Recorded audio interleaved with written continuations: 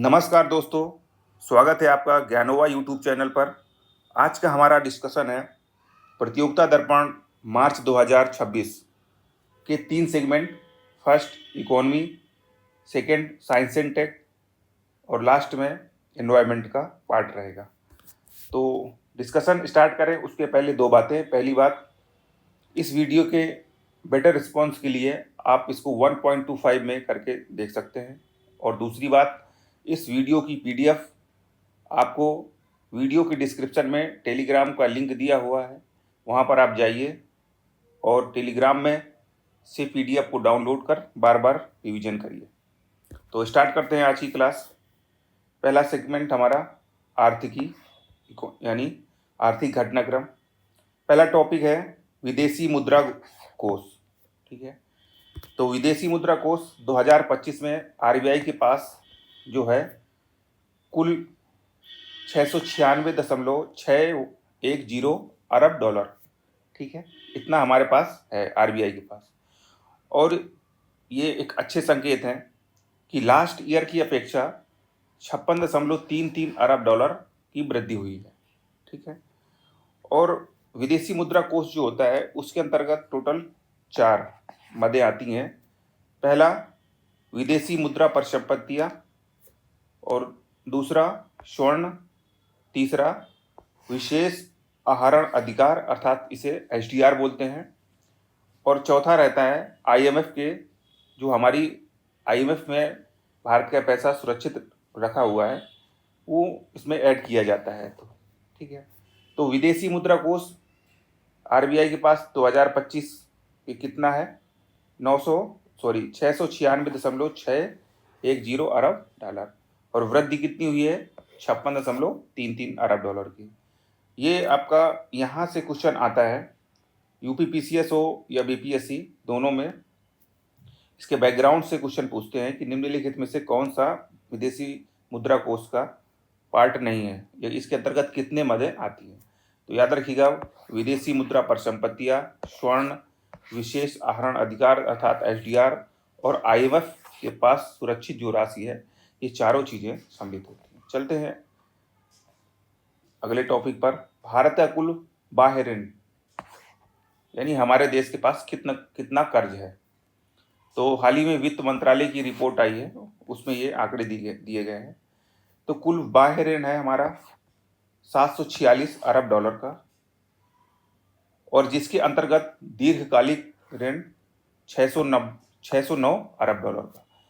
ऐसा माना जाता है कि जो दीर्घकालिक ऋण होता है वो ज़्यादा हो तो हमारे या किसी भी देश की इकोनॉमी अच्छी कंडीशन में है। ऋण तो सभी देश लेते हैं, पर अगर दीर्घकालिक ऋण ज़्यादा है तो इकोनॉमी अच्छी कंडीशन पे है, क्योंकि दीर्घकालिक ऋण जो होता है वो इन्वेस्ट किया जाता है इंफ्रास्ट्रक्चर के डेवलपमेंट में, बड़ी बड़ी परियोजनाओं में, तो वो अच्छा संकेत माना जाता है। तो भारत में दीर्घकालिक ऋण ही सबसे ज़्यादा रहता है 81.6%, और अल्पकालिक जो ऋण है वो 137 अरब डॉलर का है, और परसेंटेज के पॉइंट ऑफ व्यू से 18.4%। जीडीपी के परसेंटेज के रूप में, यानी जो हमारा बाह्य ऋण है वो जीडीपी के परसेंटेज के रूप में 19.2%। तो बाह्य ऋण, ठीक है, मोस्ट इम्पॉर्टेंट, एक बार पूरा रिवाइज कर लेते हैं। तो दीर्घकालिक ऋण कितना है 609 अरब डॉलर, परसेंटेज में 81.6। अल्पकालिक ऋण 137.0 अरब डॉलर, परसेंटेज में 18.4। जीडीपी के परसेंटेज के रूप में 19.2, टोटल 746। ये याद रखिएगा 746 अरब डॉलर। ठीक है, तो ये अभी आरओ का एग्ज़ाम हुआ था जुलाई 2025 में, तो उसमें हमारा ये ऐसे ही क्वेश्चन आया था, भारत का बाह्य ऋण कितना है, इस टाइप के क्वेश्चन। चलिए चलते हैं। हाँ, तो इसी के अंतर क्या है, मुद्राओं की दृष्टि से। ठीक है, तो सबसे ज़्यादा जो हमारे पास जो ऋण है या कर्ज है वो हम लोग डॉलर में लेते हैं, सेकंड में रुपए, और थर्ड में एन, फोर्थ में एसडीआर, और फिफ्थ में यूरो। तो सबसे ज़्यादा हमारा जो ऋण है वो डॉलर में है। एनएसओ का अनुमान 2025-26 में जीडीपी वृद्धि दर 7.4%, ये याद रखिएगा। एनएसओ का है 7.4%। निर्यात तैयारी सूचकांक, नेक्स्ट टॉपिक। तो हाल ही में निर्यात को बढ़ावा देने के लिए कुछ सालों से नीति आयोग के द्वारा निर्यात तैयारी सूचकांक निर्यात तैयारी सूचकांक जारी किया जाता है और ये कुल 4 स्तंभों पर आधारित है। इसका पहला स्तंभ है, मतलब 4 चीजें देखता है तब उसके अकॉर्डिंग सूचकांक तैयार करता है किसी भी राज्य का या केंद्र शासित प्रदेश का। तो पहला उसका जो आधार है स्तंभ, वो निर्यात अवसंरचना, कैसी आपके निर्यात के लिए इंफ्रास्ट्रक्चर है। दूसरा व्यापार परितंत्र, तीसरा नीति एवं शासन, चौथा निर्यात प्रदर्शन। ये 4 चीजें शामिल की जाती हैं और टोटल 36 राज्य एवं केंद्र शासित जो प्रदेश है उनको शामिल किया गया है। 4 श्रेणियों में दिया गया है, यानी बड़े राज्य, ठीक है, बड़े राज्य, छोटे राज्य, पूर्वोत्तर के राज्य और केंद्र शासित प्रदेश, ये 4 श्रेणियां हैं। और इस बार याद रखिएगा कुछ चौंकाने वाले हमारे तथ्य हैं कि जो 3 राज्य हैं, महाराष्ट्र, तमिलनाडु और गुजरात, इनका कुल निर्यात में भारत का में 56% योगदान है, ठीक है। और भारत के जो 680 जिले हैं कुल, उसमें से 100 जिले टॉप कंडीशन पर हैं और उनकी हिस्सेदारी 88% है, याद रखिए। और भारत की जो टॉप 10 डिस्ट्रिक्ट है उनकी भागीदारी 38% है। और यूपीपीसीएस के पॉइंट ऑफ व्यू से ये मोस्ट इम्पोर्टेंट हो जाता है कि गौतम बुद्ध नगर टॉप 10 में शामिल है, ठीक। कौन सा? गौतम बुद्ध नगर। तो इसमें आपका मोस्ट इम्पोर्टेंट ये है कि निर्यात तैयारी सूचकांक किसने जारी किया? नीति आयोग, पहला, ठीक है। और 4 स्तंभों पर है, बस इतना ही पूछेगा। और इसमें गौतम बुद्ध नगर याद कर लीजिए, ठीक। चलिए आगे चलते हैं, अब जहाँ से क्वेश्चन पूछेगा उसकी तरफ चलते हैं। तो इसने 2 तरह से अपना सूचकांक जारी किया, एक बड़े राज्यों का जिसके अंतर्गत 17 राज्य हैं, और दूसरा जो सूचकांक था वो छोटे राज्यों, पूर्वोत्तर और केंद्र शासित प्रदेश सभी को मिलाकर जारी किया। तो बड़े राज्यों में महाराष्ट्र नंबर 1, सेकंड तमिलनाडु और थर्ड गुजरात। इन बड़े राज्यों में 8 राज्य अग्रणी में आते हैं, 4 राज्य चैलेंजर में और 5 राज्य आकांक्षी जिले में आकांक्षी राज्यों के रूप में आते हैं। यूपीपीसीएस के पॉइंट ऑफ व्यू से मोस्ट इंपॉर्टेंट कि उत्तर प्रदेश किसमें शामिल है? अग्रणी राज्यों में। और उत्तर प्रदेश का कौन सा स्थान है? 4वां। बीपीएससी के पॉइंट ऑफ व्यू से बिहार किसमें शामिल है? चैलेंजर में, ठीक है, चैलेंजर में शामिल है। और बिहार का स्थान कौन सा है? 17वां, ठीक है। अंतिम स्थान झारखंड का। छोटे राज्यों या ये वाला जो है, तो इसमें number 1 Uttarakhand, number 2 Jammu and Kashmir और नंबर 3 नागालैंड, ठीक। इसमें अग्रणी 9 राज्य हैं, मतलब छोटे राज्य पूर्वोत्तर के और सभी यूटी मिला के 9 राज्य अग्रणी, चैलेंजर में 5, आकांक्षी में 5। अंतिम स्थान लक्षद्वीप का है, ये जरूर याद रखिए। तो इसमें मोस्ट इंपॉर्टेंट आपका यह है कि बड़े राज्यों में नंबर 1 पर कौन? महाराष्ट्र। छोटे राज्यों में नंबर 1 पर उत्तराखंड। उत्तर प्रदेश अग्रणी राज्यों में, बिहार चैलेंजर राज्यों में। उत्तर प्रदेश का स्थान 4वां और बिहार का 17वां। लास्ट झारखंड और इसमें लास्ट लक्षद्वीप। बस ये आपका मोस्ट इंपॉर्टेंट पॉइंट होगा। चलिए चलते हैं अगले टॉपिक पर।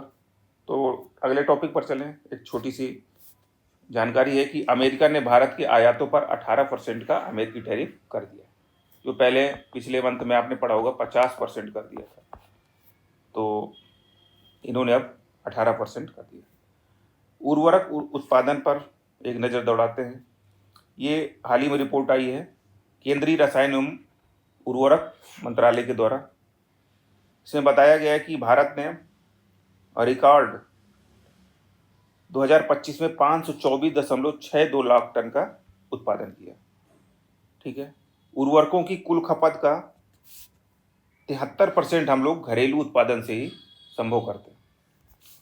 और देश में जो उत्पादन है यूरिया का, एनपीके मतलब नाइट्रोजन, फास्फोरस, पोटेशियम, डीएपी का क्रमशः 87%, यानी हम 87% देश में ही उत्पादन करते हैं यूरिया का, 90% डीएपी का, और सॉरी एनपीके का, और डीएपी का 40%। ये जो यूरिया होती है, जब हम, ठीक है ना, जब हम खेत पर जब फसल आ जाती है तो उसके बाद इसको डाला जाता है। और डीएपी अति महत्वपूर्ण होती है, क्योंकि इसे खेत में जब अनाज बोते हैं तो उस समय मिला करके बोया जाता है, तो इसका उत्पादन कम होता है, 40% होता है। एमओपी यानी म्यूरिट ऑफ पोटास, इसका है आपका, इसको आयात किया जाता है, ठीक है, ये भारत में उत्पादित नहीं होता। भारत विश्व में उर्वरकों का दूसरा सबसे बड़ा उपभोक्ता सॉरी और तीसरा सबसे बड़ा उत्पादक है, ये मोस्ट इंपॉर्टेंट पॉइंट है। तो उर्वरक उत्पादन की जो रिपोर्ट है वो केंद्रीय रसायन एवं उर्वरक मंत्रालय, 524.62 लाख टन। हम लोग 73% घरेलू उत्पादन से ही संभव करते हैं। यूरिया, एनपीके, डीएपी 87%, 90%, 40%, ठीक। और मोस्ट इंपॉर्टेंट दो बड़े पॉइंट, सबसे बड़ा उपभोक्ता सेकंड नंबर का है और तीसरा सबसे बड़ा उत्पादक। चलिए चलते हैं नेक्स्ट टॉपिक पर चलें उसके पहले आपके लिए एक छोटी सी जानकारी है कि ज्ञानोवक यूट्यूब चैनल की तरफ से आपके लिए करंट अफेयर्स का प्रोग्राम 2026 है। ये 5 स्टेप पर वर्क करेगा। First step segment wise, second संपूर्ण माह आधारित, थर्ड 100 क्वेश्चन प्रत्येक माह, और एग्जाम के समय मैराथन क्लासेज और मिसलिनियस टॉपिक्स पर आपको पीडीएफ और वीडियो प्रोवाइड किए जाएंगे। तो चलते हैं अब आपके परीक्षा की दृष्टि से जानकारी। तो भारत के विदेशी व्यापार के आंकड़े, ठीक है, ये जानना इसलिए ज़रूरी है क्योंकि अब परीक्षा की जो पैटर्न है वो चेंज हो रहा है। क्वेश्चन को कॉन्सेप्ट बेस पे, ठीक है, बनाते हैं। जैसे अब इसमें बना देंगे कि भारत का निर्यात लगातार बढ़ रहा है, आयात घट रहा है, व्यापार शेष बढ़ रहा है। तो इससे क्या होगा, जब आपको ये जानकारी होगी तो आपको पता चल जाएगा, ठीक है। तो इस तरह से 3 तरीके से होता है। वस्तुगत व्यापार यानी वस्तुओं का व्यापार कैसा होता है, आयात निर्यात, सेवाओं का व्यापार, सेवाओं का आयात निर्यात, और दोनों को मिला करके, तो 3 तरीके के आंकड़े हैं। पहला वस्तुगत व्यापार, तो ये 2 वर्ष का कंपेरिजन है, पिछले वर्ष 2024-25 का और 25-26 में का है। वस्तुगत व्यापार का निर्यात 24-25 में जहाँ $322.41 अरब डॉलर रहा, सभी आंकड़े अरब डॉलर में है, ठीक है। वहीं 2025-26 में 330.29 अरब डॉलर, आयात 546.36 अरब डॉलर, वहीं 25-26 में 578.61 अरब डॉलर। व्यापार शेष ये -223.95 रहा और बढ़ करके ये -248.42। तो देखिए निर्यात भी बढ़ रहा है और आयात भी बढ़ रहा है, और व्यापार का जो शेष है, अधिशेष, वो भी बढ़ रहा है। पर ये याद रखिएगा कि वस्तु का हम लोग निर्यात की अपेक्षा आयात ज़्यादा करते हैं, निर्यात की अपेक्षा आयात ज़्यादा करते हैं। सेवाओं में निर्यात 285.53 अरब डॉलर का और बढ़ करके ये 303.97 अरब डॉलर, आयात 150.01 और उसके बाद ये बढ़कर ज़्यादा नहीं बढ़ा पर बढ़ा 152.23। निवल प्राप्तियाँ 132.52 और 151.74 अरब डॉलर में, सभी आंकड़े अरब डॉलर में। अब इसमें क्या है, ये सेवाओं का व्यापार है, तो इसमें जो निर्यात है वो ज़्यादा है, आयात कम होता है। तो भारत में वस्तु सेवाओं का निर्यात ज़्यादा है। देखिए ये 285, ये 303 है और ये 152 है। कितना, 152। तो सेवा में जो व्यापार है वो निर्यात हम लोग इसमें ज़्यादा करते हैं। वस्तु और सेवा दोनों को मिला दिया जाए तो कुल निर्यात 607.93 और बढ़ करके 634.26 अरब डॉलर, कुल आयात 696.37 अरब डॉलर और बढ़ करके 730.84। व्यापार अधिशेष -88.43 और फिर आगे बढ़ा 96.58। चलिए, दुलहस्ती चरण सेकंड जल विद्युत परियोजना, ये जम्मू कश्मीर के किश्तवाड़ जिला में ये परियोजना स्थापित की गई है। चिनाब नदी पर है। 260 मेगावाट की ये जल विद्युत परियोजना है। इसके पहले दुलहस्ती फर्स्ट 390 मेगावाट की चल रही है। ये 2007 से चल रही है। ठीक है। इसका जो संचालन है वो राष्ट्रीय जल विद्युत निगम के द्वारा किया जाएगा और ये बूट मॉडल पर है। बूट मॉडल मतलब पहले बिल्ड करना, फिर ऑपरेट एंड ट्रांसफर। मतलब पहले बनाएगी कोई कंपनी, उसका अपना मालिकाना हक रखेगी, फिर उसको ऑपरेट करेगी और लास्ट में सरकार को ट्रांसफर कर देगी। समझ रहे हैं? तो देश बिक नहीं रहा है, देश तरक्की कर रहा है। इस मॉडल पर काम करता है। 2021 में हस्ताक्षर हुआ था जम्मू कश्मीर सरकार और राष्ट्रीय जल विद्युत निगम के आपस में। ये रन ऑफ द रिवर परियोजना है। रन ऑफ द रिवर ये होता है कि जैसे जल है, तो इसको आप कहीं पर जलाशय के रूप में नहीं एकत्रित करेंगे, न कोई बांध बनाएंगे, बल्कि जो फ्लो हो रहा है बहते हुए पानी पे आपको जल विद्युत परियोजना कंप्लीट करनी है। उसका कारण ये कि इस पे पाकिस्तान का भी हक है। इस पानी पर तो पाकिस्तान विरोध करेगा और फिर इंटरनेशनल लेवल की बातें हो जाएंगी, तो इसलिए इसको फॉलो किया जाता है। तो इसमें मोस्ट इम्पॉर्टेंट दुलहस्ती चरण सेकंड जल विद्युत परियोजना कितने मेगावाट? 260 मेगावाट। किस नदी पर? चिनाब नदी पर। कौन सा जिला है? किश्तवाड़ जिला। उसके बाद इसका संचालन कौन करेगा? तो राष्ट्रीय जल विद्युत निगम। किस मॉडल पर है? बूट मॉडल पर। रन ऑफ द रिवर परियोजना है ये। ठीक है, चलिए अगले टॉपिक पर। Mother of all trade deals, ये अगला टॉपिक है हमारा। ये हाल ही में भारत और यूरोपीय संघ के बीच में स्वतंत्र व्यापार समझौता अर्थात FTA संपन्न हुआ, जिसे mother of all trade deals बोला गया है। ये 18 वर्ष पहले से चर्चा चल रही है और जब बातें संपन्न हुई तो उस समय प्रधानमंत्री श्री नरेंद्र मोदी और यूरोपीय परिषद की अध्यक्ष एंटोनियो कोस्टा व यूरोपीय आयोग की अध्यक्ष उर्सुला वॉन डेर लेयन दोनों ये उपस्थित थे। 27 जनवरी 2026 को नई दिल्ली में भारत यूरोपीय संघ के शिखर सम्मेलन पर अंतिम रूप दिया गया। 28 जून 2007 इसकी जो नींव है वो 28 जून 2007 को ब्रुसेल्स बेल्जियम में रखी गई थी और 2013 में किन्हीं कारणों से रुकी। फिर 17 जून 2022 से पुनः प्रारंभ बात करना शुरू हुआ। औपचारिक देखिए, अभी बातचीत संपन्न हो गई है, अब डील एक तरीके से फाइनल हो गई है, पर हस्ताक्षर नहीं हुआ है। पर औपचारिक हस्ताक्षर में लगभग 6 महीने लग जाएंगे। तो ये मत मानिएगा ये चालू हो गया है डील, अभी चालू नहीं हुआ। भारत से निर्यात ऐसा अनुमान है कि भारत से जो निर्यात होंगी 94,9,425 वस्तुओं का उन पर कर की छूट होगी। यूरोपियन यूनियन, यूरोपीय संघ 22वां हमारा पार्टनर है जिसके साथ हमारा स्वतंत्र व्यापार समझौता हुआ है। इसके पहले भारत ने 21 देशों के साथ कर चुका है। तो स्वतंत्र व्यापार समझौता भारत और यूरोपीय संघ के बीच हुआ, जिसे हम mother of all trade deals बोलते हैं। और ठीक है, और ये कब हुआ? 27 जनवरी को नई दिल्ली में। इसकी शुरुआत 2007 ब्रुसेल्स बेल्जियम में हुई थी और ये जो आपका यूरोपीय संघ है वो 22वां हमारा पार्टनर है। ये सब चलिए अगले टॉपिक पर।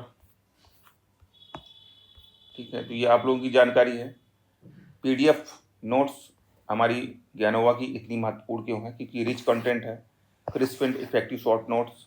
PDF 15 से 20 पेज की रहती है और रिवीजन के लिए अत्यंत महत्वपूर्ण 130 से 150 पेज की PDF होती है। इसको आप कई बार रिवीजन कर सकते हैं।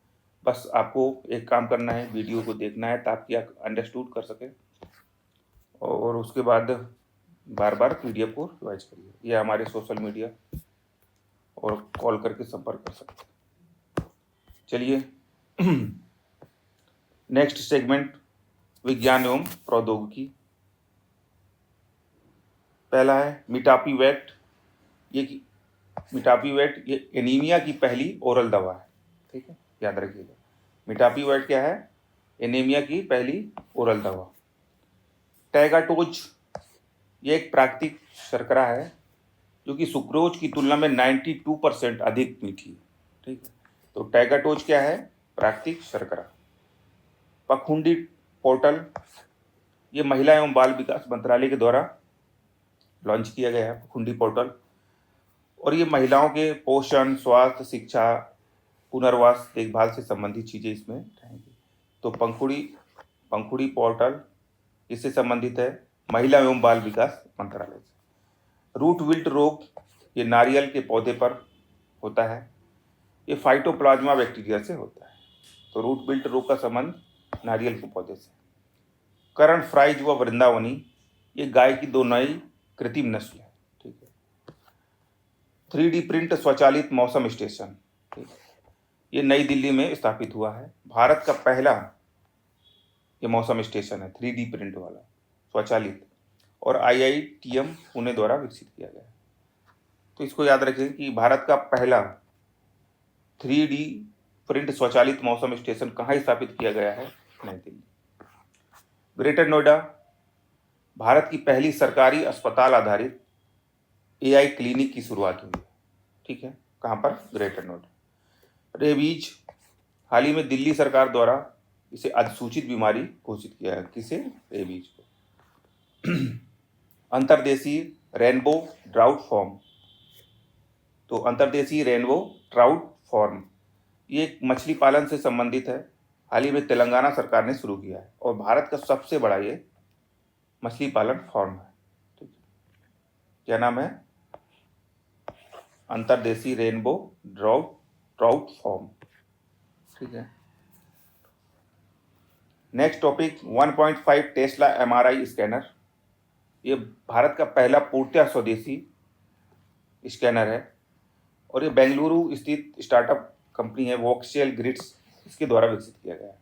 तो भारत का पहला पूर्णतः स्वदेशी MRI स्कैनर 1.5 टेस्ला, ये पूरा नाम है 1.5 टेस्ला MRI स्कैनर। किसके द्वारा विकसित किया गया है? वोक्सेल ग्रिड्स कंपनी है, स्टार्टअप है बेंगलुरु में।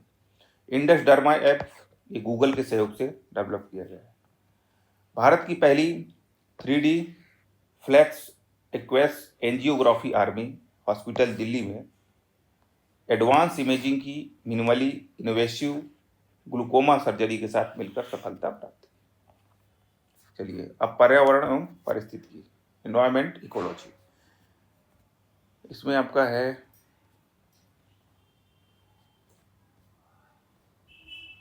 तो पहला टॉपिक है आपका कॉनकॉर्डिया स्टेशन।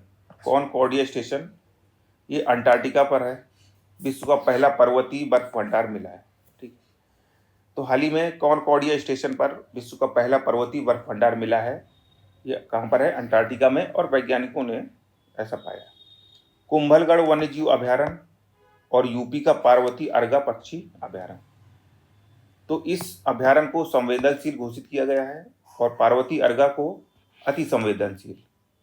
ये केंद्रीय पर्यावरण, वन और जलवायु मंत्रालय के द्वारा घोषित किया गया। ESZ मतलब इको सेंसिटिव जोन, दरअसल ये 1986 भारत पर्यावरण संरक्षण जो अधिनियम है उसके तहत घोषित किया जाता है ESZ। और इससे ये होता है कि 10 किलोमीटर तक, ठीक है ना, जो 10 किलोमीटर है परितः चारों तरफ इस संरक्षित कर दिया जाता है, ठीक है। इन दोनों को संवेदनशील और अति संवेदनशील यूपी BCS के पॉइंट ऑफ व्यू से मोस्ट इंपॉर्टेंट है आपका, ठीक है। पार्वती अर्गा पक्षी अभयारण्य। 2 नए रामसर स्थल, एक है छारी डांड, ये कच्छ जिला गुजरात में है। ये भारत का 97वें नंबर का है। दूसरा है पटना पक्षी अभयारण्य। अब पटना पक्षी अभयारण्य से बिहार और पटना मत समझिएगा, ये उत्तर प्रदेश के एटा में अभयारण्य पाया जाता है। ये 98th नंबर का है रामसर स्थल, और ये पटना पक्षी अभयारण्य यूपी का सबसे छोटा अभयारण्य है, याद रखिएगा। तो 2 फरवरी को विश्व आर्द्रभूमि दिवस मनाया जाता है। और इससे संबंधित जो बेसिक जानकारी है और तो वो फरवरी और जनवरी माह की मैगजीन में आपको बता दिया गया है। ठीक है, तो इसमें मोस्ट इम्पॉर्टेंट 97वां कौन है, ये आपका छारी डांड। और 98वां पक्षी पटना पक्षी अभ्यारण्य एटा, यूपी का सबसे छोटा। 2 फरवरी विश्व आर्द्रभूमि दिवस। बस चलते हैं। हाँ, तो वर्तमान में कितने हो गए हैं? 98 रामसर स्थल हो गए हैं भारत के, याद रखिए। चलिए अब आज की क्लास के समापन की ओर चलते हैं हम लोग। बहुत ही कम टॉपिक है। टाइलर पर्यावरण पुरस्कार इस साल टोबी कियर्स को मिला है। ये माइकोराइजल, ठीक है, माइकोराइजल नेटवर्क पर शोध किया है इन्होंने, और ये एक अमेरिकी जीव विज्ञानी है। ठीक है, विश्व का सबसे बड़ा पर्यावरण पुरस्कार है। तो इससे मोस्ट इम्पॉर्टेंट पॉइंट ये है कि 2025 का टाइलर पर्यावरण पुरस्कार किसे मिला है? टोबी कियर्स को। किसके लिए? माइकोराइजल नेटवर्क पर शोध करने के लिए। ये अमेरिकी जीव विज्ञानी है। बस। जाम्बिया, हाल ही में इरडा ने 100 मेगावाट का सौर ऊर्जा संयंत्र स्थापित करने के लिए $22.5 मिलियन का पहला विदेशी हरित ऊर्जा ऋण दिया है। दरअसल पेरिस जलवायु समझौते के तहत यह है कि जो गरीब देश हैं या जो विकासशील देश हैं, अल्प विकसित देश हैं, तो उनको जो मजबूत देश है वो दे सकता है। तो भारत की दृष्टि से जाम्बिया कमजोर देश है, तो उसको भारत ने सौर ऊर्जा संयंत्र स्थापित करने के लिए दिया। तो हाल ही में ये आएगा कि हाल ही में इरडा द्वारा 100 मेगावाट सौर ऊर्जा संयंत्र स्थापित करने के लिए पहला विदेशी हरित ऊर्जा ऋण किसे दिया गया है? जाम्बिया को। लखनऊ यूपी का पहला जीरो फ्रेश वेस्ट डंप शहर बना है, याद रखिएगा। तो यूपी का पहला जीरो फ्रेश वेस्ट डंप शहर लखनऊ। काकीनाडा, ये आंध्र प्रदेश का है शहर है। ये विश्व की सबसे बड़ी हरित अमोनिया परियोजना की यहाँ पर आधारशिला रखी गई। तो विश्व की सबसे बड़ी हरित अमोनिया परियोजना की आधारशिला कहाँ रखी गई? काकीनाडा, आंध्र प्रदेश।